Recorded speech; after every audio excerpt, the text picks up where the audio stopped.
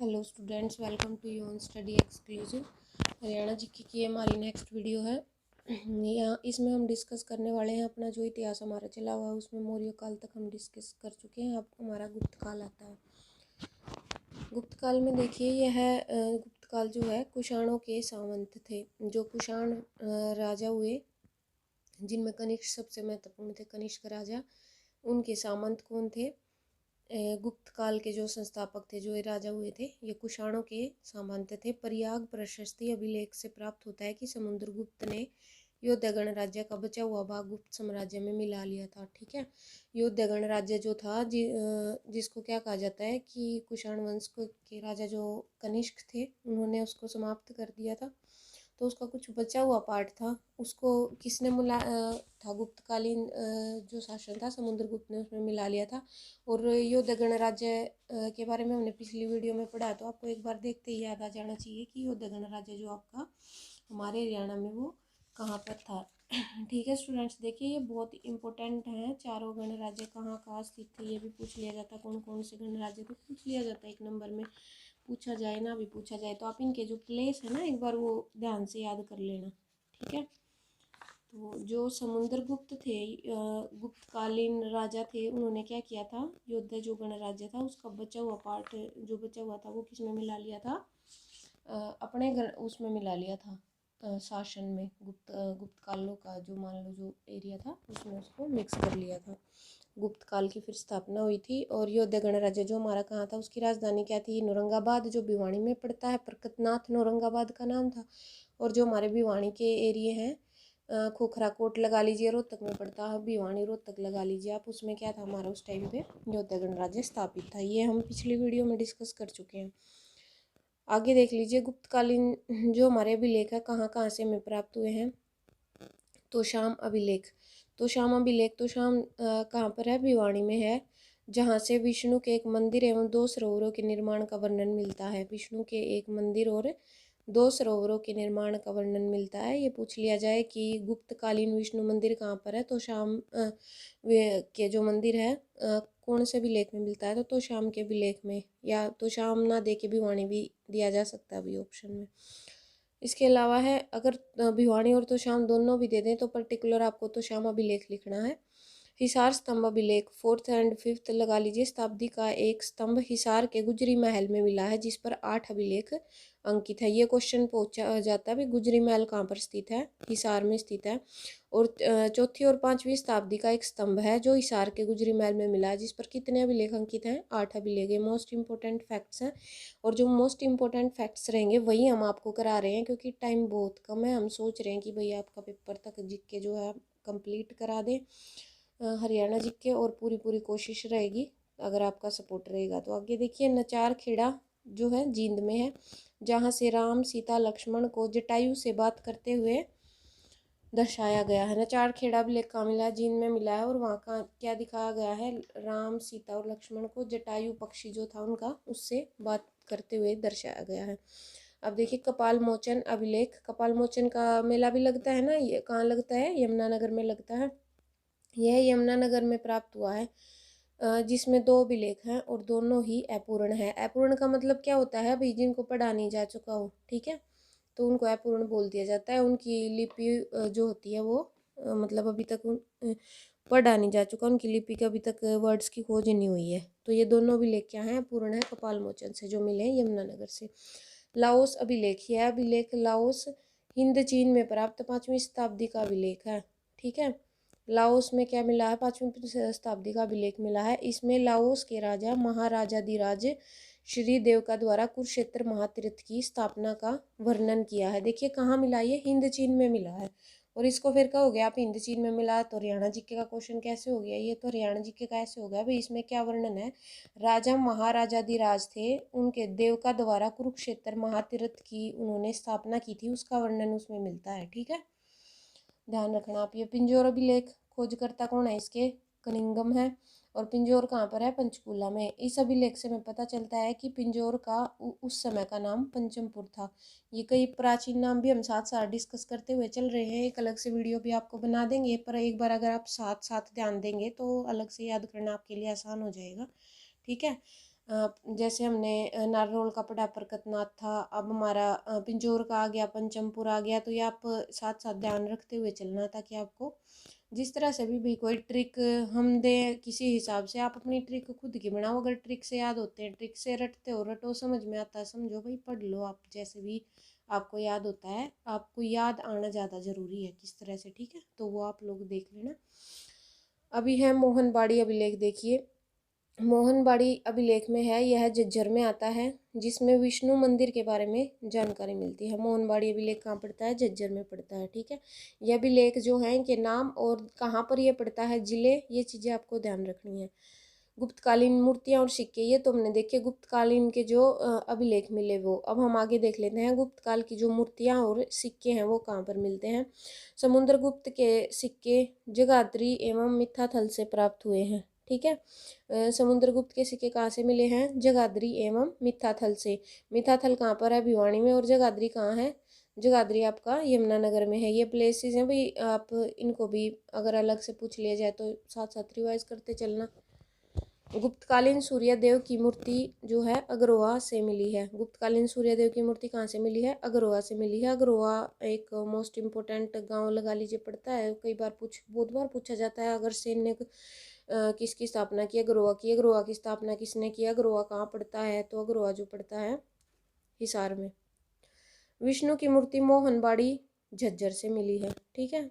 विष्णु की मूर्ति कहाँ से मिली है? मोहनबाड़ी झज्जर से। और मोहनबाड़ी अभिलेख भी मिला है झज्जर से, और उसमें क्या है, विष्णु मंदिर के बारे में जानकारी भी मिलती है, और वहीं से क्या हुआ है, जो विष्णु की मूर्ति भी मिली है। शेष शैया पर लेटे विष्णु की मूर्ति फिजलपुर सोनीपत से। शेष शैया पर लेटे हुए विष्णु की मूर्ति कहाँ से मिली है? फिजलपुर सोनीपत में पड़ता है। फिजलपुर, फाजलपुर, फिजलपुर, मतलब ये इस तरह से गांव के भी नाम होते हैं। मेन तो सोनीपत डिस्ट्रिक्ट ही पूछा जाएगा, पर कई बार ज़्यादा डीपली भी पूछ लेते हैं, HSSC वालों का कोई भरोसा नहीं। रामायण श्लोकांकित मुहरे नचार खेड़ा जींद में। रामायण श्लोकांकित मुहरे कहाँ से मिली है? नचार खेड़ा जींद से मिली है। रामायण के जिस पर श्लोक अंकित है ऐसी मुहरे नचार खेड़ा से मिली है। और नचार खेड़ा में एक अभिलेख भी मिला था, अभी हमने पढ़ा थोड़ी देर पहले ही, 1 मिनट पहले हमने पढ़ा। नचार खेड़ा अभिलेख भी मिला था। नचार खेड़ा अभिलेख से क्या देखा था हमने? राम, सीता और लक्ष्मण को क्या बताया गया है? वो जटायु, जो उनका वो पक्षी था जटायु, उससे बातचीत करते हुए दिखाया गया है नचार खेड़ा में जो अभिलेख मिला उसमें। अग्रोहा अभिलेख, इससे हमें 7 संगीत स्वरों का उल्लेख मिलता है, ठीक है। अग्रोहा अभिलेख से हमें क्या मिलता है? 7 संगीत स्वरों का उल्लेख मिलता है। तथा खोखरा कोट योद्धों की राजधानी थी। इसके साथ साथ ये भी देख लीजिए आप, जो खोखरा कोट थी वो योद्धों की राजधानी थी। इससे पहले जो योद्धों की राजधानी भी देखी हमने, क्या थी वो? बरकतनाथ नौरंगाबाद भी थी। और भाई उसके बाद ये खोखरा कोट को बताया गया कि उस उल्लेख में मिलता है ये कि खोखरा कोट जो है योद्धों की राजधानी थी, ठीक है। और इसके अलावा 7 संगीत स्वरों का उल्लेख हमें कहाँ पर मिलता है? जो सामवेद है हमारा, उसमें भी हमें क्या मिलता है? संगीत से रिलेटेड है, 7 संगीत स्वरों का उल्लेख उसमें मिलता है।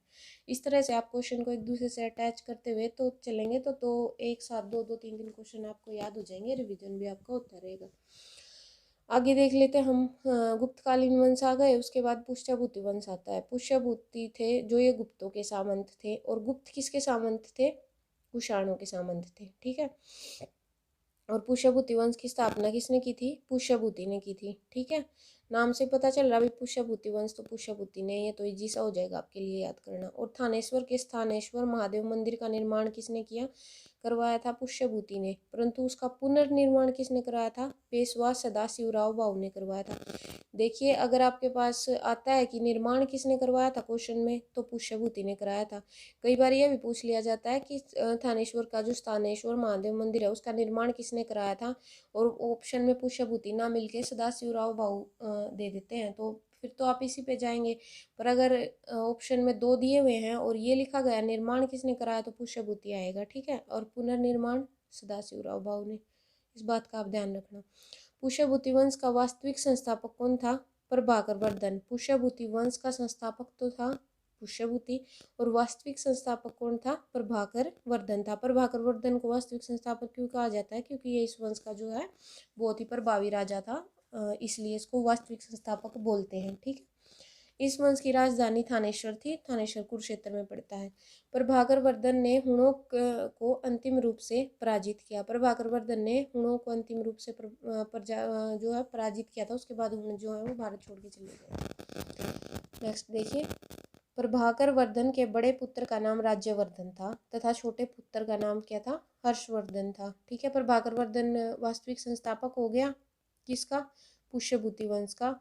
वर्धन वंश का लगा लीजिए या पुष्यभूति वंश, ये दोनों बातें की हैं, वर्धन वंश भी और पुष्यभूति वंश भी। तो जो प्रभाकर वर्धन था उसके दो पुत्र थे, राज्यवर्धन था और एक हर्षवर्धन था, और एक उसकी पुत्री थी जिसका नाम था राज्यश्री। ठीक है, और हर्ष की जो माता थी, हर्ष मतलब हर्षवर्धन की माता का नाम था यशोमती देवी, जो मालवा देश के राजा की पुत्री थी। ठीक है, मालवा देश के राजा की पुत्री थी हर्षवर्धन की माँ, और उसका नाम क्या था? यशोमती देवी था। ठीक है, उसके बाद क्या होता है भाई, सन 605 ईस्वी में प्रभाकर वर्धन की मृत्यु हो जाती है। उसके बाद क्या होता है, जो उनके बड़े पुत्र थे राज्यवर्धन और छोटे थे हर्षवर्धन, तो बड़े पुत्र को जो मतलब ये राजा के पद होते थे वंशानुगत होते थे, उनके बड़े पुत्र को सिंहासन पर बिठा दिया जाता था। तो ज्येष्ठ पुत्र राज्यवर्धन थे, उनको सिंहासन पर बैठा दिया। उसके बाद ग्रहवर्मा जो कन्नौज में मोखरी वंश का शासक था, उसकी शादी राजश्री से कराई। ग्रहवर्मा देख लीजिए, कई क्वेश्चन हो गए एक में। ग्रहवर्मा कौन से वंश का शासक था? मोखरी वंश का। कहाँ पर? कन्नौज में। ठीक है, उसकी शादी किससे हुई? राजश्री से। राजश्री जो प्रभाकर वर्धन की बेटी राज्यवर्धन और हर्षवर्धन की बहन थी, उसकी शादी ग्रहवर्मा से हुई जो कन्नौज में मोखरी वंश का शासक था। मालवा के राजा देवगुप्त ने गोंड देश के राजा शशांक से मिलकर कन्नौज पर आक्रमण कर दिया। मालवा के राजा थे देवगुप्त, उसने बंगाल का गोंड देश का राजा था शशांक, उससे मिलकर क्या किया? कन्नौज पर आक्रमण कर दिया और ग्रहवर्मा की हत्या कर दी। जो राजश्री के जो हस्बैंड थे ग्रहवर्मा, उनकी हत्या कर दी। उसके बाद राज्यवर्धन को पता चला कि उसने तुरंत आक्रमण किया, उसको राज्यवर्धन को उसके भाई को पता चलता है तो फिर उसने आक्रमण किया, परंतु पीछे से जो गोंड देश का जो शासक शशांक था उसने क्या कर दिया? राज्यवर्धन की हत्या कर दी। राज्यवर्धन की हत्या करने के बाद फिर क्या होता है? वर्धन वंशीय पुष्यभूति वंशीय की बात है कि सेना नायक थे सिंहनाद के कहने पर 606 ईस्वी में हर्षवर्धन को गद्दी पर बिठाया गया। किसको? हर्षवर्धन को। और उसकी उम्र 15 वर्ष थी। ठीक है, 15-16 भी कहीं कहीं पर उसकी उम्र 16 वर्ष दी गई है, 15-16 के आसपास ही थी, इतनी एज थी उसकी हर्षवर्धन की। उसके भाई की मृत्यु के बाद बहुत कम एज थी, फिर उसको क्या किया गया? राजगद्दी पर बिठाया गया। 606 में हर्षवर्धन ने कन्नौज पर आक्रमण किया, देवगुप्त को मार दिया और शशांक वहां से क्या हुआ? भाग गया। फिर कन्नौज परादीप्त है, उसने क्या किया? फिर उसको मार दिया और शशांक वहां से भाग गया। फिर जो कन्नौज का जो शासन था उसकी बहन का, वो देखता है कि भाई उसकी बहन है अकेले, वो वहाँ का शासन नहीं चला पाएगी, तो उसने कन्नौज का जो एरिया था वो क्या किया? वर्धन वंश में मिला लिया। ठीक है, कोई उत्तराधिकारी न होने के कारण हर्षवर्धन ने अपनी बहन के साथ मिलकर वहाँ शासन किया। ठीक है, उसके बाद कन्नौज को उसने क्या किया? अपनी दूसरी राजधानी बनाया। क्या बनाया उसने? कन्नौज को दूसरी राजधानी बनाया। 633 ईस्वी में हर्ष ने गुजरात व वल्लभी पर आक्रमण किया। उस समय वल्लभी का शासक ध्रुवसेन था, तो हर्ष ने जीत दर्ज करके भी अपनी पुत्री का विवाह ध्रुवसेन से करा दिया। ठीक है, वल्लभी के गुजरात व वल्लभी पर आक्रमण कर दिया हर्षवर्धन ने, वहां से उसकी जीत हुई और वल्लभी का शासक था ध्रुवसेन। फिर उसने क्या किया? वहां से जीत दर्ज करके उसकी अपनी पुत्री का विवाह ध्रुवसेन के साथ करा दिया। दक्षिण भारत के विस्तार के दौरान चालुक्य राजा पुलकेशिन द्वितीय, जिसका राज्य नर्मदा नदी के तट पर था। हर्षवर्धन व चालुक्य नरेश पुलकेशिन द्वितीय के बीच नर्मदा नदी के तट पर 634-35 ईस्वी में युद्ध हुआ। इस युद्ध में हर्षवर्धन पराजित हुआ, हार गया, जिसका वर्णन पुलकेशिन द्वितीय के ऐहोल अभिलेख में किया गया है। अब देखिए थोड़ा सा ये नेशनल जीके में भी अगर आपने हिस्ट्री पढ़ी है नेशनल की, तो उसमें आता है भाई ये दक्षिण भारत का एक वंश था चालुक्य वंश। ठीक है, दक्षिण भारत में थे चालुक्य वंश। चालुक्य वंश का एक शासक था पुलकेशिन द्वितीय उसका नाम था। उसके साथ जो नर्मदा नदी के तट पर हर्षवर्धन का युद्ध हुआ था। ठीक है, कौन सी नदी के तट पर हुआ था? पुलकेशिन द्वितीय के साथ नर्मदा नदी के तट पर युद्ध हुआ था 634-35 ईस्वी में, और उसमें हर्षवर्धन की हार हुई थी। और इसकी जो इस युद्ध और इस हर्षवर्धन की हार का वर्णन कहाँ मिलता है? ऐहोल अभिलेख में मिलता है। और कौन से वंश के शासक ने इसका निर्माण करवाया था? ऐहोल अभिलेख का पुलकेशिन द्वितीय चालुक्य वंश के शासक थे, उसने क्या किया था? ऐहोल अभिलेख का वर्णन कराया था, वो निर्माण कराया था। ठीक है। उसके बाद 647 में हर्षवर्धन की मृत्यु हो जाती है। ठीक है। पांचवी बौद्ध संगति 643 ईस्वी में हर्ष के समय हुई थी। देखिए बौद्ध संगति जो नेशनल जीके में हम पढ़ते हैं, पहली 4 हुई थी और 5वीं की बात हो रही है, तो हर्षवर्धन के काल में 5वीं हुई थी। ठीक है। 643 ईस्वी में हुई थी 5वीं बौद्ध संगति। ये बौद्ध संगति किस लिए कराई जाती थी? बौद्ध धर्म के प्रसार के लिए जो है ये कराई जाती थी बौद्ध संगतियाँ। राजा इनको कोई मतलब बौद्ध धर्म से जो प्रभावित होते थे वो इनको कंडक्ट कराते थे। तो जो 5वीं हुई थी बौद्ध संगति हर्ष के समय हुई थी, जो राजा हर्षवर्धन थे उनके समय में 643 ईस्वी में। जो हर्षवर्धन थे वो शिव के भगत थे, परंतु बौद्ध धर्म का हीनयान जो शाखा थी, आपको पता होगा बौद्ध महात्मा बुद्ध के मृत्यु लगा लीजिए, या उन्होंने जो महापरिनिर्वाण जो उनका होता है वो समाधि वगैरह ली थी उन्हें, उसके बाद क्या था उनका जो धर्म के लोग थे वे किस में डिवाइड हो गए थे? 2 उन्होंने शाखा बना ली थी अपनी, महायान और हीनयान। तो जो बौद्ध धर्म का हीनयान शाखा थी उससे जुड़ा हुआ था ये राजा हर्षवर्धन। ठीक है। उसके विचारों से प्रभावित था राजा हर्षवर्धन। इसके अलावा ये शिव का भगत था, परंतु बाद में ह्यूनसांग से प्रभावित होकर उसने क्या कर लिया था? महायान शाखा अपना ली थी। ठीक है। शिव जी का भगत भी था, हीनयान से पहले प्रभावित था। उसके बाद ह्यूनसांग या हेनसांग लगा लीजिए, चीनी यात्री था। ये किसके शासनकाल में आया था? ये भारत में हर्षवर्धन के दरबार में आया था हेनसांग। ठीक है। और इसकी एक पुस्तक भी है सीयू के, जिसमें उसने अपनी यात्रा का वर्णन किया है। ठीक है। सीयू का के जो है सीयू की जो इसका नाम है हेनसांग की रचना है, उसमें इसने अपने यात्रा का वर्णन किया है। वहाँ पर भी थानेश्वर के राजा जो हर्षवर्धन का वर्णन मिलता है। तो इससे प्रभावित होकर इसने महायान शाखा अपनाई थी।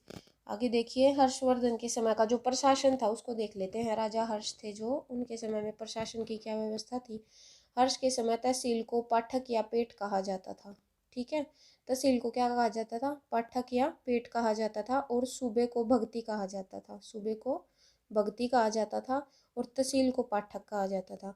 गांव प्रशासन की सबसे छोटी इकाई थी। आज भी गांव छोटी इकाई है, तो उस टाइम भी गांव छोटी इकाई थी। और 1/6 टैक्स लिया जाता था जमीन से। कितना? 1/6। टैक्स की 3 विधियां थी, एक थी हिरण्य विधि, एक थी भाग विधि, और जो थर्ड थी वो थी बलि विधि। हिरण्य विधि थी नगद लिया जाने वाला कर, वो भी मुद्रा के रूप में नगद कर लिया जाता था, उसको क्या बोलते थे? हिरण्य विधि। और भाग विधि अनाज के रूप में जो कर लिया जाता था वो भाग विधि थी। और बलि विधि राजा को जो मतलब खुद से उपहार देते थे अपनी मर्जी से जो दिया वो बलि विधि थी। हर्ष का प्रधानमंत्री उसके मामा का पुत्र भंडी था। हर्ष का प्रधानमंत्री कौन था? उसके मामा का पुत्र भंडी था। और उसके मामा मतलब कहाँ पे थे? जो मालवा की थी उसकी मम्मी, मालवा के राजा की पुत्री थी। ठीक है। तो भंडी था। सिंह नाद उसका सेनापति था। सिंह नाद ये वही सिंह नाद है भाई, जिसके कहने पर फिर राजा वर्धन जो थे उनकी मृत्यु के बाद क्या किया था? हर्ष को राजा बना दिया गया था, उनका सेनापति था। युद्ध एवं विदेशी कार्यों का मंत्री अवंती था। विदेशी कार्य और युद्ध जो थे उनका मंत्री अवंती था। देखिए मंत्रिमंडल आज भी ऐसे ही है, तो उस टाइम पे इनके नाम अलग अलग थे। कोई सेनापति हो गया भाई, कोई प्रधानमंत्री हो गया, उसके राज्य का जो मुख्य होता था। और युद्ध एवं विदेशी कार्यों का मंत्री अवंती था। मतलब मंत्री सेनापति और ये होते तो आज की तरह थे। आज कल पर लोकतंत्र है, उस टाइम पे राजतंत्र था, इतना सा ही फर्क था। पर राज्य को इसी तरह से डिवाइड किया जाता था जिस तरह से आज हमारी ये विधानसभा, लोकसभा, राज्यसभा वगैरह में डिवाइड करके शासन चलाया जाता है। हर्ष के समय साहित्य देख लीजिए क्या था भाई। हर्ष स्वयं एक उच्च कोटि का लेखक था, जिसकी पुस्तक रत्नावली, नागफणी, नागानंदम इसका नाम है, और प्रियदर्शिका। हर्षवर्धन की रचनाएं कौन सी हैं? रत्नावली है, नागफणी है और प्रियदर्शिका है। ठीक है। और हर्ष के दरबारी कवि कौन कौन से थे? बाणभट्ट, मयूर, दिवाकर और हेनसांग थे। हेनसांग ये चीनी यात्री था। ठीक है। ये उसका दरबारी कवि था हर्षवर्धन का। इसके अलावा बाणभट्ट भी इम्पोर्टेंट है। मयूर, दिवाकर ये भी देख लीजिए, आप पूछा जा सकता है। बाणभट्ट ने हरिश्चरित की रचना थानेश्वर में की थी। बाणभट्ट ने क्या करी थी? हरिश्चरित की रचना करी थी थानेश्वर में। ठीक है। हर्ष के समय हरियाणा को श्रीकंठ जनपद कहा जाता था। जो राजा हर्षवर्धन थे उनके समय पे राजा को हरियाणा को क्या कहा जाता था, श्रीकंठ जनपद कहा जाता था। हरियाणा के बहुत सारे नाम आ गए हैं भाई, आप लोग ये एक बार अगर वीडियो पॉज करके पीछे से भी रिवाइज करना चाहते हैं तो आप रिवाइज करते हुए चले। हर्ष के समय हरियाणा को श्रीकंठ जनपद कहा जाता था, जो नागवंश के शासक ने दिया था। जो नाम किसने दिया था, नागवंश के शासक ने, श्रीकंठ जनपद। ठीक है, आगे देखिए। हर्ष के दरबार में 630 ईस्वी में हेनसांग को दूत बनाकर भेजा था। हेनसांग को दूत बनाकर 630 ईस्वी में भेजा था, और इसने अपनी यात्रा का सीयू की जो पुस्तक हमने आपको बताई उसमें वर्णन किया है। ठीक है, पश्चिमी जगत के वृत्तांत नामक ग्रंथ की इसने रचना की। सीयू के, या इसको पश्चिमी जगत का वृत्तांत भी बोल सकते हैं। वेनसांग हरियाणा में 634-644 के बीच रहा। वेनसांग हरियाणा में 634-644 के बीच, मतलब ये 10 साल, 34 से 44 10 साल हो जाते हैं आपके, देख ले इतने दिन ये हरियाणा में रहा था जो वेनसांग चीनी यात्री था। हर्षकालीन ताम्र मुद्राएं जो हैं सोनीपत से मिली थी। देखिए ये जो मुद्राएं मिलती हैं कहीं कहीं से, इससे ये पता लगाया जाता है, अनुमानित होती हैं ये सारी बातें, कोई फिक्स तो नहीं है कि भाई वहाँ से मुद्राएं मिली हैं तो राजा का जो एरिया था, शासन था, वहाँ तक फैला हुआ था, या फिर वो उस एरिया में अपना व्यापार करते थे। इस तरह से आइडिया लगाया जाता है। तो हर्षकालीन ताम्र मुद्राएं कहाँ से मिली हैं, सोनीपत से मिली हैं। ठीक है, हर्षवर्धन के बाद का जो हरियाणा था, अब वो देखते हैं हम हर्षवर्धन के बाद के हरियाणा में कौन कौन से राज्य आए थे। 7वीं सदी की समाप्ति पर 7वीं सदी की समाप्ति हो जाती है भाई। कन्नौज शासक यशोवर्मा दिग्विजय अभियान चलाया। कन्नौज के शासक थे यशोवर्मा, उन्होंने दिग्विजय अभियान चलाया। दिग्विजय अभियान क्या होता था, पूरे मतलब एरिया जो उनका था आसपास का कुछ भी वो डिसाइड कर लेते थे, उस पर जीत या पूरे भारत पर जीत। कन्नौज का शासक था यशोवर्मा। और कन्नौज का आपने पिछली बार भी पढ़ा होगा भी, कन्नौज में क्या हुआ था, राजश्री की शादी हुई थी हर्षवर्धन की बहन की। ठीक है, तो कन्नौज का शासक उस टाइम पे यशोवर्मा था। उससे पहले ग्रहवर्मा थे, ये यशोवर्मा भी उनका कोई पुत्र रहा होगा। तो उसने क्या चलाया, दिग्विजय अभियान चलाया। और कश्मीर के शासक उस टाइम पे कौन थे, ललितादित्य ने यशोवर्मा को पराजित कर दिया। कश्मीर के शासक के साथ उसने युद्ध किया, तो उसने क्या किया, यशोवर्मा को पराजित कर दिया। और 9वीं सदी में हरियाणा क्षेत्र प्रतिहार शासक नागभट्ट द्वितीय के अधीन होने की जानकारी मिलती है। ठीक है, यशोवर्मा को तो ललितादित्य कश्मीर के राजा थे उस टाइम पे, उन्होंने पराजित कर दिया।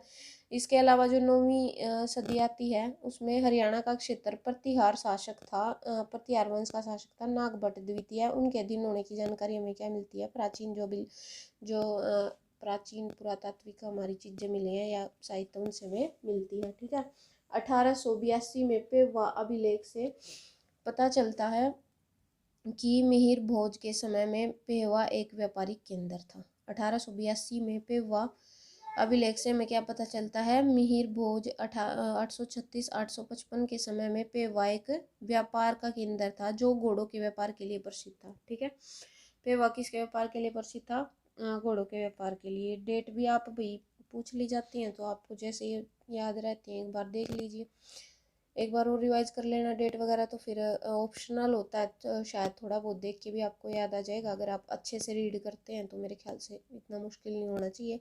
थोड़ी सी मेहनत तो करनी पड़ेगी अगर भी जॉब करनी है तो। ठीक है, अब देखिए गुज्जर प्रतिहार वंश के बारे में कहाँ कहाँ से हमें जानकारी मिली है देख लेते हैं।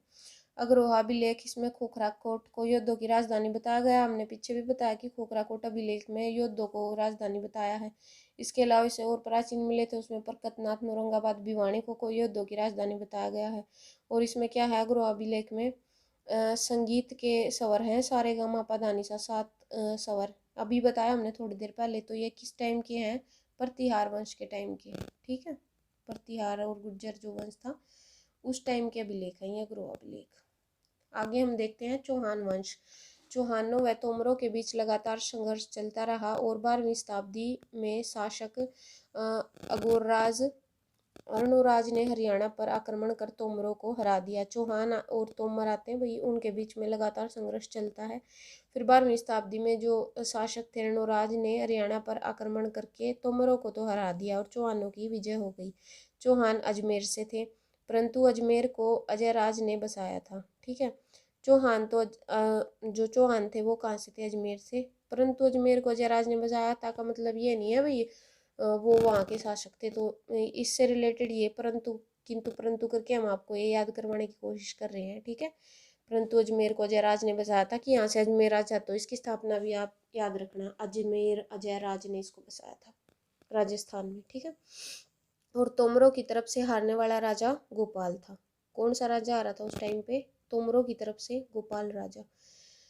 विग्रहराज फोर्थ बिसल देव द्वारा हांसी व हिसार दिल्ली पर अधिकार होना तोमरों के विनाश के साथ शुरू हुआ था। विग्रहराज फोर्थ जो थे बिसल देव थे, उन्होंने क्या किया था? राज्य जो थे पर अधिकार कर लिया, जो तोमरों के पृथ्वीराज चौहान तृतीय ने, जो वर्तमान में हरियाणा के महेंद्रगढ़ गुरुग्राम बिसल देव को हिमाचल पर्वत भूमि का राजस्थान के शासक व मलेच्छों का विनाशक कहा जाता है। ये बादानक राज्य का शासक था बिसल देव, और मलेच्छों का क्या था? ये विनाशक किसको कहा जाता है? बादानक राज्य जिनका अंत पृथ्वीराज चौहान तृतीय ने किया था, वो वर्तमान में हरियाणा के महेंद्रगढ़ गुरुग्राम व राजस्थान के अलवर जिले में है, ठीक है। बादानक राज्य थे, उनका अंत किसने किया था? पृथ्वीराज चौहान तृतीय ने किया था। चौहान जो वंश था, चौहान वंश के समय पे हुए थे, और वो भी एक लुटेरे गोरी के साथ हुए थे। मोहम्मद गोरी एक लुटेरा था जो भारत को लूटने आया था, उसके साथ हुए थे। और किसके साथ? पृथ्वीराज चौहान के साथ, ठीक है। अब देखिए गोरी का आक्रमण है, भाई मोस्ट इम्पोर्टेंट है भाई, ये क्वेश्चन पूछा जाता है, बहुत बार पूछा जाता है, ठीक है। 100% गारंटी तो नहीं लेते, पर 90% है, ये किसी ना किसी शिफ्ट में आपका आ सकता है। इसमें से कोई क्वेश्चन किसी भी तरीके से आ सकता है, डायरेक्ट या इनडायरेक्ट तरीके से भी। कहीं पे सन पूछ लेते हैं, कहीं नाम पूछ लेते हैं किसी का, हारने वाले का, जीतने वाले का, या ये पूछ लेते हैं तरावड़ी जगह कहाँ पर है, करनाल में जो पड़ती है, करनाल में है ये अभी, ठीक है भाई। इसके साथ तो पृथ्वीराज चौहान की लड़ाई हुई थी दो। गोरी लुटेरा था, मोहम्मद गोरी लूटने के लिए आया था भारत को। तरावड़ी या तराइन का युद्ध, पहला युद्ध था भाई 1191 में, और दूसरा 1192 में। ये डेट भी आपको याद रखनी है। इस लड़ाई में हांसी के गोविंद राम ने चौहानों का साथ दिया था, ठीक है। गोविंद राम जो थे उसने चौहानों का साथ दिया था, जिसके कारण चौहान जीत गए और उसने ताबर हिंद सरहिंद पर अधिकार कर लिया था। इस लड़ाई में गोरी पृथ्वीराज चौहान से हार गए थे, ठीक है। पृथ्वीराज चौहान का हो गया, चौहान से चौहान वंश के हो गए भैया। तो इसमें मोहम्मद गोरी जो थे वो लुटेरा जो मोहम्मद गोरी था वो हार गया था, और पृथ्वीराज चौहान जीत गए थे 1191 ईस्वी में। उसके बाद फिर दूसरा युद्ध होता है 1192 में। यह लड़ाई भी पृथ्वीराज चौहान व गोरी के मध्य ही हुई, जिसमें चौहान को हरा दिया गया, जिसमें पृथ्वीराज चौहान हार गया था और उसको अंधा करके उसकी मृत्यु कर दी थी, ठीक है। उसको मार दिया था अंधा करके, ठीक है, 1192 ईस्वी में तरावड़ी के सेकंड युद्ध में। और तरावड़ी कहाँ पर पड़ता है? ये करनाल में पड़ता है। इस युद्ध के पश्चात हांसी से जाटवा नामक राजपूत ने मोहम्मद गोरी के खिलाफ विद्रोह किया था। मोहम्मद गोरी के खिलाफ इस युद्ध के पश्चात हांसी से क्या किया था? जाटवा नामक राजपूत जो थे, जाटवा नाम के, उन्होंने गोरी के खिलाफ विद्रोह किया, परंतु वह असफल रहा। रेवाड़ी के गवर्नर तेजपाल ने भी गोरी के खिलाफ विद्रोह किया, परंतु गोरी के सेनापति थे कुतुबुद्दीन ऐबक, ठीक है भाई। मोहम्मद गोरी के सेनापति थे कुतुबुद्दीन ऐबक, जो बाद में इन्होंने जाके एक वंश की, गुलाम वंश की, शायद वो गुलाम वंश ही उसकी स्थापना करी थी, कुतुबुद्दीन ऐबक उसके सेनापति थे। 1206 में गोरी की मृत्यु के पश्चात उसका उत्तराधिकारी न होने के कारण सारा राजपाट ऐबक को दे दिया गया, ठीक है। 1206 ईस्वी में गोरी की मृत्यु हो गई, उसका कोई उत्तराधिकारी नहीं था। उसके बाद फिर क्या हुआ? उसका सारा राजपाट जो उसका सेनापति कुतुबुद्दीन ऐबक था, उसने उसको देता तो कौन था भाई इनको? ऐसे तो कौन राजपाट तो कोई नहीं देता, कब्जा कर लिया होगा इसने। तो कुतुबुद्दीन ऐबक ने उस पर कब्जा कर लिया, उसके राजपाट पे लूट लूट के राजपाट जोड़ रहा था। उसके बाद सारा ऐसे इसके सेनापति ने इसको कब्जा मार लिया, उत्तराधिकारी कोई था नहीं। आगे देखिए चौहानों के साक्ष्य हैं, कहाँ कहाँ पर मिलते हैं ये बताते हैं हम आपको। पृथ्वीराज चौहान द्वितीय का भी लेख हांसी से प्राप्त हुआ है, ठीक है। उसके अलावा चंद्रबरदाई जो पृथ्वीराज तृतीय का राजकवि था, चंद्रबरदाई, उसका जन्म हिसार में हुआ था। उसने पृथ्वीराज राशो नाम की एक किताब है भाई, रचना है उसकी, लगा लीजिए। पृथ्वीराज तृतीय की आत्मकथा लिखी है उसने, पृथ्वीराज रासो। ये पूछा जाता है भाई, most most most important question, लगा लीजिए, बहुत बार ये पूछा गया है। HSSC का फेवरेट क्वेश्चन यहाँ से बनता है इतिहास में से। तो ये क्वेश्चन अगर साहित्य के बारे में पूछा जाता है तो ये जरूर आता है। पृथ्वीराज रासो की रचना चंद्रबरदाई ने की थी, ये याद रखना आप। पृथ्वीराज तृतीय की आत्मकथा इसमें लिखी है, ठीक है। ये तो कम ही पूछा जाता है किसकी आत्मकथा, पर यही लिखी है कि चंद्रबरदाई की रचना पृथ्वीराज रासो हो गई। और या फिर पृथ्वीराज राशों के रचयिता कौन है, चंद्रप्रदायी। और ठीक है, और किसका राजकवि था वो, पृथ्वीराज तृतीय का ही राजकवि था, और उसकी आत्मकथा ही उसने लिखी है। पृथ्वीराज चौहान ने असीगढ़ हासी देखिए ये असीगढ़ या आसीगढ़, असीगढ़ आ जाता कहीं पे, असीगढ़ आ जाता, हासी का पुराना नाम लगा लीजिए आप, आसी से हासी, इस तरह से कनेक्ट करते हुए आप याद कर सकते हैं इनको। वह तरावड़ी करनाल में के किलों का निर्माण करवाया था पृथ्वीराज चौहान ने। हांसी के किले का निर्माण पृथ्वीराज चौहान ने, और तरावड़ी के किले का नाम निर्माण पृथ्वीराज चौहान ने करवाया था। ठीक है, तराइन का थर्ड युद्ध 1215 ईस्वी में हुआ था। उसके बाद दो युद्ध तो देख लिए हमने, 1191 और 92 में। फिर तीसरा युद्ध होता है 1215 में, तरावड़ी का या तराइन का, किसके बीच में, अल्तमस उर्फ शमशुद्दीन व ताजुद्दीन यलदोज के बीच में हुआ था ये तीसरा युद्ध। ठीक है, तीसरा युद्ध भी देख लेना, 1215 में अल्तमस उर्फ शमशुद्दीन व ताजुद्दीन यलदोज के बीच में हुआ था। उसके अलावा गोहाना का पुराना नाम क्या था, गौमयावना था गोहाना का। ठीक है, गौमयावना जो था गोहाना का प्राचीन नाम था। आज भी हमने 2-3 शहरों या गांव के नाम जो है प्राचीन हमने देखे हैं। एक बार आप वीडियो पॉज करके रिवाइज करना चाहते हैं तो आप कर सकते हैं। यहाँ पर गोहाना में क्या है, चौहान तृतीय ने अपने सेनापति दरिया सिंह के नाम पर एक किला बनवाया था। पृथ्वीराज चौहान ने कौन सा किला बनवाया था भाई, गोहाना का किला जो है किसने, पृथ्वीराज चौहान ने बनाया था। पीर जमाल की मजार भी यहीं पर है। पीर जमाल की मजार कहाँ पर है, गोहाना में। और मातूराम की जलेबियाँ भी प्रसिद्ध है यहाँ की, गोहाना की मातूराम की जलेबी है। तो मोस्ट कॉमन सा क्वेश्चन है भाई, हरियाणा के हो आप लोग तो पता ही होगा आपको कि गोहाना की मातूराम की जलेबी प्रसिद्ध है। ठीक है, बाकी हम ये गोहाना के बारे में बता रहे हैं तो ये दो बात आपको इसलिए बताइए कि आपको याद रह जाए। ठीक है, चौहान वंश आ जाते हैं। उसके बाद फिर आता है सल्तनत काल। सल्तनत काल के बारे में अब डिस्कस करते हैं, जो मुसलमानों का सल्तनत काल जो मुसलमानों से रिलेटेड था, इसके संस्थापक थे। देखिए सल्तनत काल, इसकी स्थापना 1206 में गोरी की मृत्यु के पश्चात कुतुबुद्दीन ऐबक द्वारा मानी जाती है, करी थी इसने। कुतुबुद्दीन ऐबक ने 1206 में सल्तनत काल की स्थापना। फिर ऐबक का दामाद इल्तुतमिश राजा बना। ऐबक का दामाद जो था इल्तुतमिश राजा बना। उसके बाद इल्तुतमिश ने अपनी पुत्री रजिया सुल्तान को अपना उत्तराधिकारी बनाया। उसके जो बेटे थे वो इस लायक नहीं थे, तो रजिया सुल्तान को उसने अपनी उत्तराधिकारी बनाया, जो दिल्ली सल्तनत काल की प्रथम व अंतिम महिला सुल्तान थी। ठीक है, प्रथम महिला सुल्तान दिल्ली सल्तनत की कौन थी, प्रथम मुस्लिम आएगा भैया, हिंदू राजाओं में तो हो चुकी थी पहले, तो प्रथम मुस्लिम एक बार आप यहाँ ऐड कर लेना, थोड़ा सा हम लिखना भूल गए हैं बाय मिस्टेक। तो प्रथम मुस्लिम और अंतिम मुस्लिम महिला लगा लीजिए, क्योंकि हिंदुओं में तो हमारी रही है इससे पहले भी, शासिका रही है महिलाएं रजिया सुल्तान से पहले भी। रजिया सुल्तान प्रथम वह अंतिम मुस्लिम महिला सुल्तान थी दिल्ली सल्तनत की। अमीरों के विद्रोह से बचने के लिए अल्तुनिया नामक अमीर से विवाह कर लिया। ये अमीरों का मतलब ये नहीं का बहुत धन दौलत वाले अमीर नहीं थे ये मतलब कोई लगा लीजिए कुछ जो वंश वगैरह जैसा सा लगा लीजिए आप, वो अमीर उनके युद्ध से बचने के लिए उसने क्या किया था, अल्तुनिया था एक, उससे विवाह कर लिया था। परंतु अमीरों के साथ 13 अक्टूबर 1240 को उसके भाइयों ने, उसके बाद फिर भाई थे भाई उसके, उनको शासन नहीं मिला तो जाहिर सी बात है उन्होंने तो बगावत करनी थी उसके साथ। भाई थे भैया भाई, उसके पिता ने भाइयों को छोड़ के बहन को शासिका बना दिया तो उसके विरुद्ध हो गए। फिर उन्होंने क्या किया, जो अमीर थे जो विद्रोह कर रहे थे रजिया के खिलाफ, उनके साथ उसके भाई मिल गए और कैथल के निकट रजिया व उसके पति अल्तुनिया जो था उसकी हत्या कर दी। ठीक है, और कैथल में रजिया सुल्तान का जो है वो बना हुआ वो समाधि किला जो भी है वो रजिया सुल्तान का कहाँ पर है, कैथल में है, वहीं पे उसकी हत्या हुई थी। ठीक है भाई। उसके अलावा सल्तनत काल में सबसे छोटा इकता मतलब इनका पलवल था, सबसे छोटा सल्तनत काल में। हरियाणा में भूमि कर को जमा करने के लिए साहिब दीवान नामक पद था। हरियाणा में जो भूमि कर को जमा करता था उसमें कौन करता था, क्या पद का क्या नाम था, साहिब दीवान नामक पद था।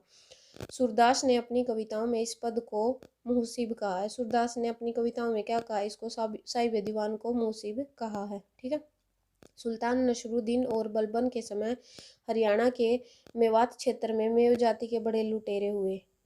मेव जाति के, मेवात क्षेत्र में मेव जाति के लोग थे वो बड़े लुटेरे हुए किसके शासनकाल में, सुल्तान नसरुद्दीन और बलबन जो ये हैं भाई इनके बाद आते हैं, ये रजिया सुल्तान और इनके बाद ये शासक आते रहते हैं लगातार। अभी एक एक चीज़ को पढ़ने बैठ जाएंगे तो हम काफ़ी टाइम निकल जाएगा।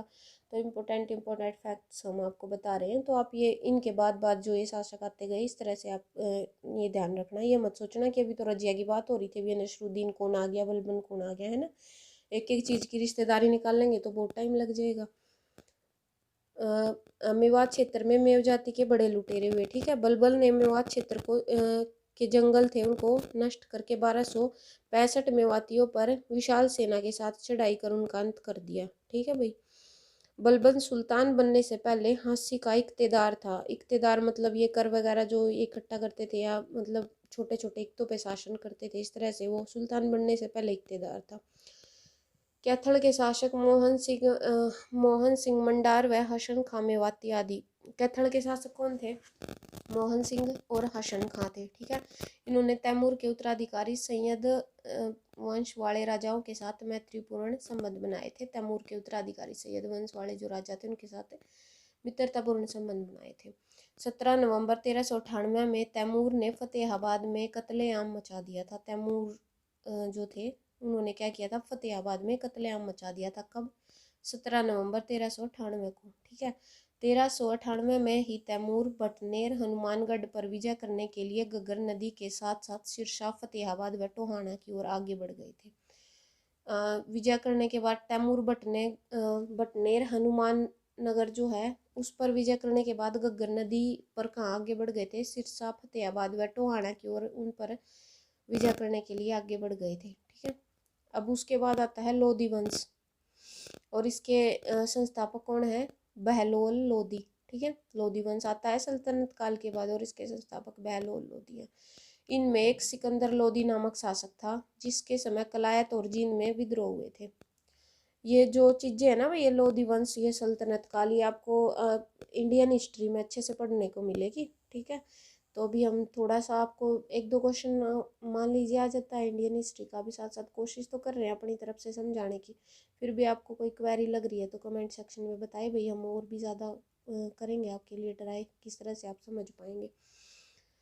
तो लोधी वंश आ जाता है सल्तनत काल के बाद। संस्थापक हो गए उसके बहलोल लोधी और सिकंदर लोधी नामक एक शासक था इसमें लोधी वंश में। उसके समय पे क्या हुआ था, कलायत और जींद में विद्रोह हुए थे, कलायत में और जींद में विद्रोह हुए थे सिकंदर लोधी के शासन में, ठीक है। और इसी के समय इब्राहिम लोधी व बाबर के बीच पानीपत की फर्स्ट लड़ाई भी हुई थी। लोधी वंश और सिकंदर लोधी के शासनकाल में हुई थी पानीपत की पहली लड़ाई, ठीक है। 1526 में ये लड़ाई होती है भाई, पानीपत की जो लड़ाई होती है, पानीपत का युद्ध आपको होता है। किस किस के बीच में हुई थी, इब्राहिम लोधी और बाबर के बीच में हुई थी, ठीक है। इस लड़ाई से पहले बाबर को हिसार के फौजदार हमीद खां ने रोकने की कोशिश की थी। बाबर जो था लड़ाई करने के लिए जब पानीपत के इब्राहिम लोधी से लड़ाई करी थी तो उससे पहले जो हिसार के फौजदार थे हमीद खां, उन्होंने रोकने की कोशिश की पर वो नहीं रुके। पानीपत की लड़ाई में जलाल खां लोधी व राणा सांगा ने बाबर को आमंत्रित किया।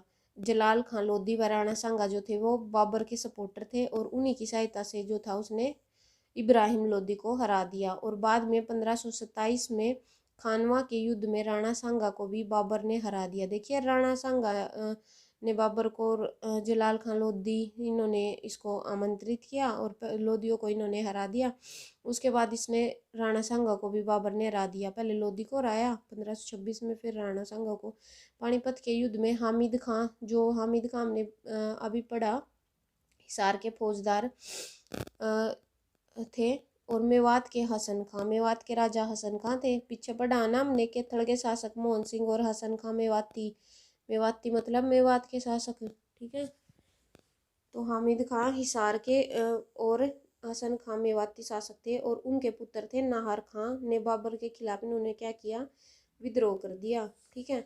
बाबर का एक ठीक है, और विद्रोह को क्या किया फिर बाबर ने, विद्रोह दबा के बाबर विजयी रहा था, ठीक है।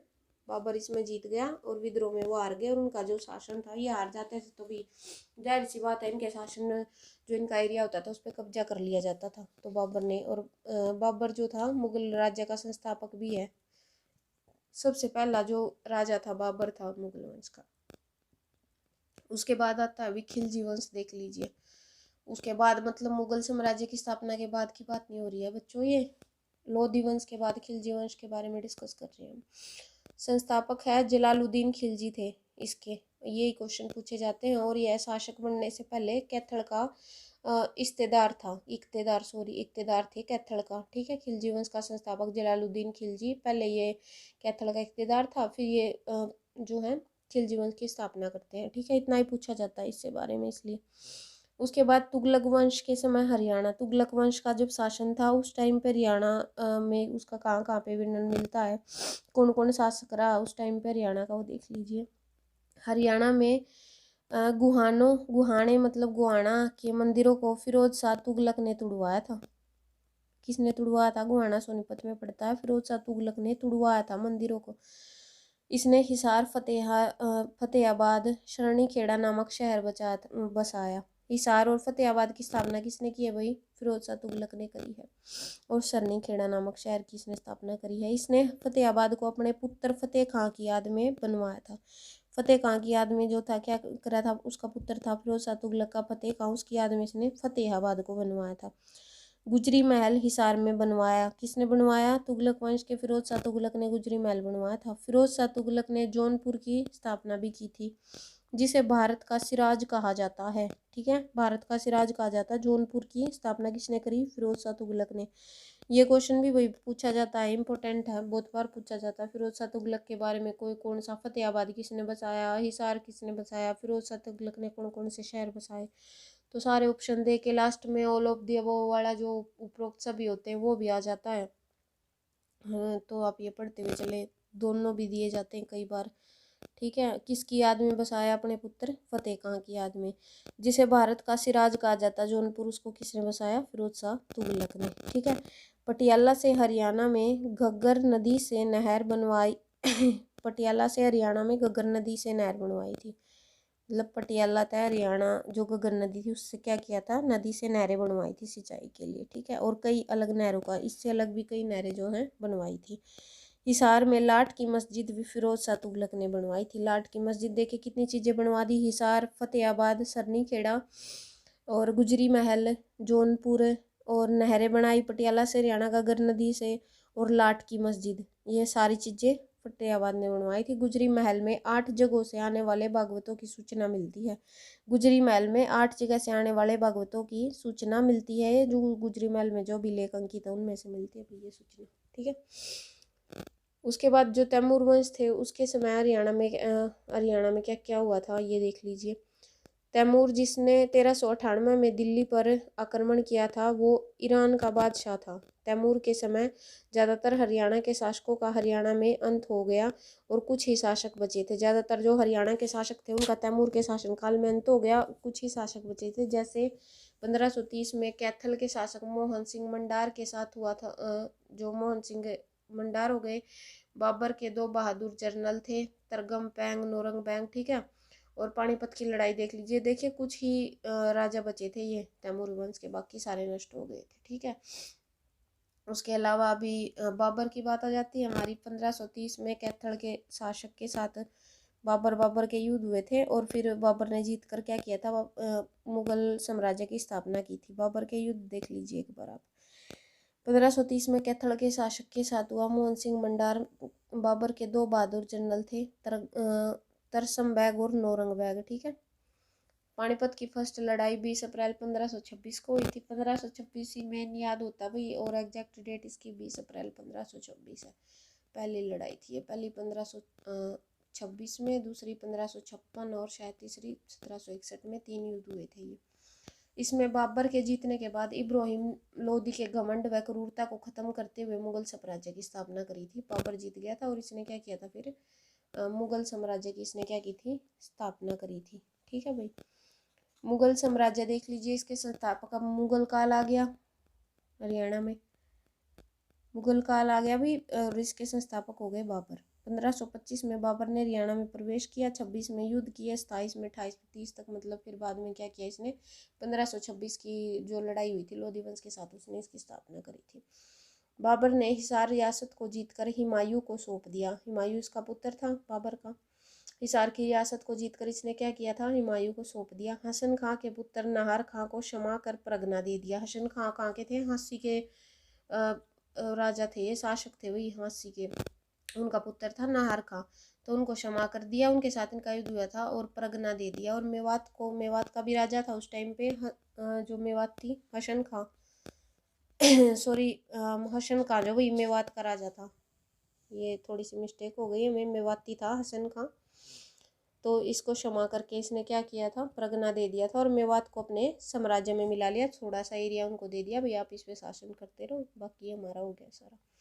बाबर के शासन के अंतिम दिनों में भयानक विद्रोह कैथल में हुआ था। बाबर के शासनकाल में सबसे भयानक विद्रोह कहाँ हुआ था, कैथल में हुआ था, जिसके नेता मोहन सिंह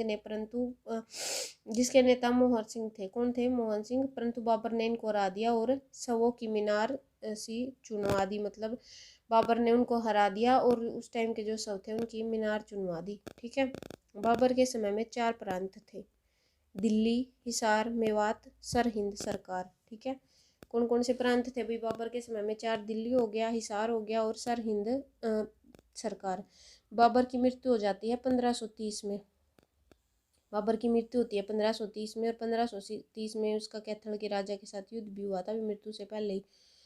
बाबर के तोपची कौन कौन थे, उस्ताद अली मुस्तफ़ा खां जो थे उसके तोपची थे। और बाबर की मृत्यु के बाद उसका पुत्र था हुमायूं, उसको शासक बनाया जाता है, जिसने राजपाट को भाइयों में बांट लिया था। अपने राजपाट को क्या किया था उसने, अपने भाइयों में बांट लिया था हुमायूं ने।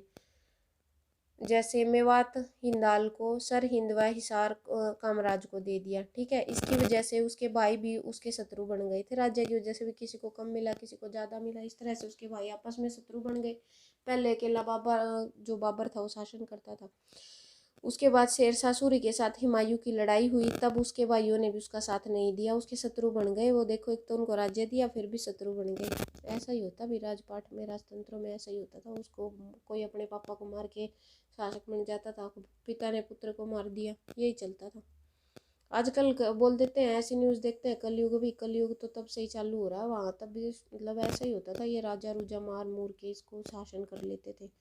आजकल भी इतने बड़े शासन नहीं है, आजकल 1-2 किले के ऊपर लड़ाई हो जाती है ना। पर ये काफ़ी प्राचीन काल से चलती आ रही है ये लड़ाइयाँ शासन के ऊपर। तो तब उनके भाइयों ने क्या किया था, उसका साथ नहीं दिया था। 1540-45 तक शेरशाह सूरी शासक बन चुका था। उसने बाबर को हुमायूं को हरा के वो शासक बन गया था। ठीक है।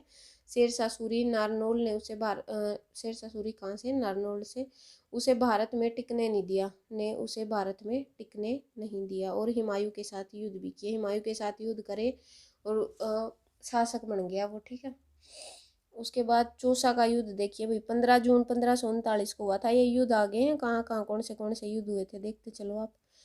चौसा का युद्ध हुआ था 15 जून 1539 को हुमायूं और शेर खां के बीच में। इस युद्ध में हुमायूं पराजित हुए और शेर खां ने क्या किया, इस युद्ध को जीतने के बाद शेरशाह की उपाधि धारण कर ली। ये शेरशाह सूरी वही आ गया, शेर खां इसका नाम था। पहले युद्ध जीतने के बाद इसने शेरशाह की उपाधि धारण कर ली। कितने अच्छे थे ना, मतलब उस टाइम के अपना खुद से कोई जीत होगी, अपने जो थे उपाधि बना लेते थे कुछ भी। तो शेरशाह की उपाधि इसने धारण कर ली थी।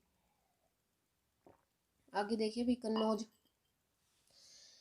बिलग्राम का युद्ध होता है कन्नौज में 17 मई 1540 को। पहला 1539 को चौसा का, कन्नौज का युद्ध होता है 1540 को। इस युद्ध में शेरशाह ने हुमायूं को पराजित करके दिल्ली पर अधिकार कर लिया था। ठीक है। दिल्ली पर भी अधिकार कर लिया इस युद्ध में उसने, से हुमायूं को हरा के। फतेहाबाद की मस्जिद का निर्माण हुमायूं ने कराया था। यहाँ से क्वेश्चन देखिए, फतेहाबाद की मस्जिद का निर्माण किसने कराया था, हुमायूं ने कराया था। ये फतेहाबाद जो दिल्ली पर इसने आक्रमण किया था, इससे रिलेटेड एक क्वेश्चन है ये। फतेहाबाद की मस्जिद का निर्माण हुमायूं ने कराया था, ये आप देख लेना। और फिर 1540 ईस्वी में शेरशाह सूरी ने हुमायूं को पराजित करके दिल्ली पर शासन कर लिया था। हुमायूं के पश्चात हुमायूं की मृत्यु हो जाती है। 13 अकबर आते हैं। अकबर भी, जोधा अकबर देखते भी हो गया आप, काफ़ी चला सीरियल ये। उसमें तो कुछ और स्टोरी दिखाई जाती थी, रियल में क्या था किसी ने देखा नहीं है। जो भी लेख वगैरह मिले उनसे मिलता, कोई साक्षात तो ऐसा नहीं जो उस टाइम का बता दे भाई। अकबर आते हैं। फिर 13 वर्ष की आयु में बैरम खां के संरक्षण में सम्राट बना अकबर। ठीक है। इसी के साथ साथ हेमचंद्र विक्रमादित्य अंतिम हिंदू सम्राट थे जो रेवाड़ी का शासक था। उसने अक्टूबर 1556 तक दिल्ली पर अधिकार कर लिया था। पहले किसने किया था? शेरशाह सूरी ने। उसके बाद जो अंतिम हिंदू सम्राट लगा लीजिए, हेमू था अंतिम हिंदू सम्राट। उसके बाद सारे मुगल शासक आ जाते हैं। हेमचंद्र विक्रमादित्य की, उसको ये विक्रमादित्य की उपाधि मिली थी भाई इसको। वो जो रेवाड़ी का शासक था और उसने अक्टूबर 1556 तक क्या कर लिया था? दिल्ली पर अधिकार कर लिया था। पहले यह एक सैनिक के रूप में शेरशाह सूरी के पुत्र आदिल शाह की सेना में भर्ती हुआ था। पहले क्या था, ये एक जो शेरशाह सूरी था, शेरशाह सूरी ने कर रखा था ना दिल्ली पर आक्रमण हुमायूं को हरा के। उसके बाद उसका पुत्र था आदिल शाह, वह आता है आदिल शाह की सेना में था एक कौन? हेमचंद्र। ठीक है, अपनी बुद्धि व मेहनत करके वो प्रधानमंत्री, मेहनत के बल पर प्रधानमंत्री बन जाता है। यह विक्रमादित्य की उपाधि धारण करने वाला अंतिम एवं 14वां शासक था। ठीक है, यह दिल्ली की गद्दी पर बैठने वाला अंतिम हिंदू शासक था। दिल्ली की गद्दी पर बैठने वाला ये अंतिम हिंदू शासक था। उसके बाद सारे मुस्लिम आ जाते हैं।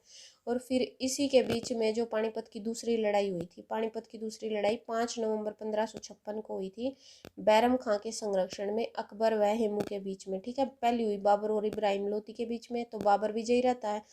उसके बाद आता है बाबर का पोता अकबर आता है, और हेमू आता है जो दिल्ली का अंतिम शासक था हेमचंद्र, उसके बीच में हुई। और अंतिम हार किसकी हुई? हेमू को की हार हुई इसमें। ठीक है, अन्य मुगलों के समय में हरियाणा, और भी मुगल शासक थे जो भाई उनके समय में, हरियाणा हम देख लेते हैं। एक एक मुगल शासक की जीवनी तो हम यहाँ पढ़ नहीं सकते।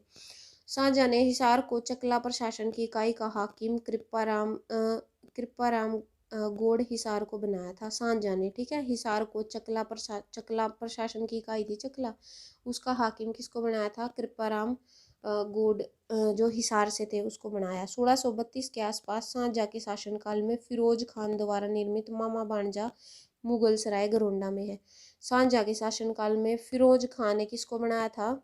मामा बांजा। मुगल सराय है, कहाँ पर है मुगल सराय? ये गरोंडा में, करनाल में पड़ता है। ठीक है, इसके अलावा देख लीजिए आप, पिंजौर में मुगल गार्डन का निर्माण 1661 में कराया गया। पिंजौर में मुगल गार्डन जो है उसका निर्माण किसने कराया था? फिदाए खान ने करवाया था। फिदाए खान ने 1661 में। इसे वर्तमान में यादवेंद्र गार्डन कहा जाता है पिंजौर। ठीक है, पंचकुला में पड़ता है। इसे क्या कहा जाता है भाई? उत्तर भारत का नंदनवन भी कहा जाता है पिंजौर गार्डन को। ठीक है, उत्तर भारत का नंदनवन किसको कहा जाता है? पिंजौर गार्डन को। और यहाँ पर क्या होता है? हर वर्ष आमों का मेला लगता है। ठीक है, पंचकुला डिस्ट्रिक्ट में ये पड़ता है, हरियाणा में। जहांगीर के कोषाधिकारी शेख फरीद ने 1607 में फरीदाबाद शहर की स्थापना की थी। जहांगीर भी ये मुगल शासक था, इसके कोषाधिकारी थे शेख फरीद। इन्होंने 1607 में क्या किया था? फरीदाबाद शहर की स्थापना की थी। ठीक है, इसके अलावा देखिए इंपॉर्टेंट फैक्ट है, महेंद्रगढ़ में अरावली पर्वत श्रृंखला की पहाड़ियों की सबसे ऊंची चोटी माधोगढ़ पर माधोगढ़ का किला सवाई माधोपुर के शासक माधो सिंह ने बनवाया था। महेंद्रगढ़ में देखिए अरावली पर्वत श्रृंखला की पहाड़ी सबसे ऊंची चोटी होगी माधोगढ़, पूछ लिया जा कहाँ पर है? महेंद्रगढ़ में। उस पर क्या है? माधोगढ़ का किला। और किसने उसका निर्माण कराया? सवाई माधोपुर के शासक माधो सिंह ने उसको बनवाया था। ठीक है, अब देखिए सलनामियों का विद्रोह, ये विद्रोह देख लेते हैं, कुछ महत्वपूर्ण विद्रोह हुए जो, ये भी देख लीजिए। यह विद्रोह सलनामियों का जो मुगल बादशाह औरंगजेब आता है उसके समय में नारनौल में 1672 में हुआ था। और इसमें जाटों ने भी साथ दिया था, जाटों ने साथ दिया 1672 में। ये डेट याद रखनी है भाई, औरंगजेब के समय हुआ था नारनौल में। 1669 में औरंगजेब के खिलाफ जाटों का विद्रोह भी हुआ था। 1669 में औरंगजेब के खिलाफ किसने विद्रोह कर दिया था? जाटों ने विद्रोह कर दिया था। ठीक है, सतनामी पंथ का शासक था। सतनामियों के विद्रोह देख रहे हैं। सतनामी पंथ का शासक कौन था? के वीरभान नारनौल का था ये। ठीक है, जिन्होंने 1543 में स्थापना की थी सतनामी पंथ की। और देख लेते हैं कुछ जाटों के महत्वपूर्ण विद्रोह। 1680 में राजा राय राजा राय और उसके भतीजे थे चूड़ामन के नेतृत्व में जाटों ने औरंगजेब के शासनकाल के में ही विद्रोह किया था 1680 में। 1669 में भी किया था और 1680 में भी किया था। राजा राय और उनके भतीजे थे चूड़ामन उनके नेतृत्व में। ठीक है, विद्रोह का मुख्य केंद्र क्या था? सोधी व सरसिरी था। उनके नेतृत्व में जाटों ने दिल्ली व आगरा के मध्य पलवल मेवात आदि क्षेत्रों पर अधिकार किया था विद्रोह करके। ठीक है, और देखिए तिलपत का प्रथम युद्ध जाट युद्ध था भाई, अभी जाटों के विद्रोह हैं ये कुछ महत्वपूर्ण। 1680 हो गया, एक 1669 हो गया। तिलपत का जाट प्रथम युद्ध 1669 हो गया। यह गोकुला जाट तथा औरंगजेब के बीच हुआ था। इसमें गोकुला जाट हार गए थे और औरंगजेब विजयी रहा था। तिलपत का दूसरा युद्ध 1764 में हुआ था। यह युद्ध नजीब दौला और जाट राजा जवाहर सिंह के बीच में हुआ था। इसमें नजीब दौला जो है वो हार गए थे और जो जाट राजा हैं वो जीत गए थे। अब देख लीजिए रेवाड़ी का अहीर शासक। औरंगजेब के समय नंदराम नामक अहीर शासक होता है औरंगजेब के शासनकाल में, जिसने गढ़बोलनी गांव में अहीर शासन शुरू किया था। अहीर मतलब ये जो यादव शासन लगा लीजिए, यादव कास्ट जो होती है भाई अहीर, उस साइड की ये महत्वपूर्ण कास्ट है काफ़ी, जो रेवाड़ी साइड है होते हैं इसके लोग। नंदराम के बाद बाल किशन शासक बना। इसकी वीरता से प्रभावित होकर मुगल सम्राट मोहम्मद शाह ने उसे शमशेर बहादुर की उपाधि प्रदान की। बाल किशन को किसकी?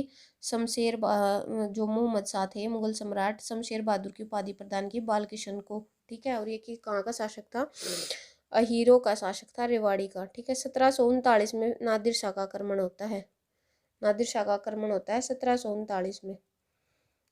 अब देखिए 1739 का नादिर शाह का आक्रमण देख लेते हैं, अभी कहाँ हुआ, क्या क्या हुआ इसमें। यह ईरानी था, नादिर शाह जो था ईरान से आया था, जिसने 1739 में मोहम्मद शाह के काल में आक्रमण किया। वह करनाल तक पहुंच गया। ठीक है, इस युद्ध में बाल किशन ने भी मोहम्मद शाह का साथ दिया। बाल किशन जो थे, मोहम्मद शाह ने इनको शमशेर बहादुर की उपाधि दी थी, इनसे खुश होकर इसने भी उनका साथ दिया। बाल किशन ने भी उसे रोकने की कोशिश की परंतु वह असफल रहा। बाल किशन ने क्या किया? उसको रोकने की कोशिश की परंतु असफल रहा। इस युद्ध को इतिहास में करनाल का युद्ध भी कहा जाता है। करनाल का युद्ध कब हुआ था?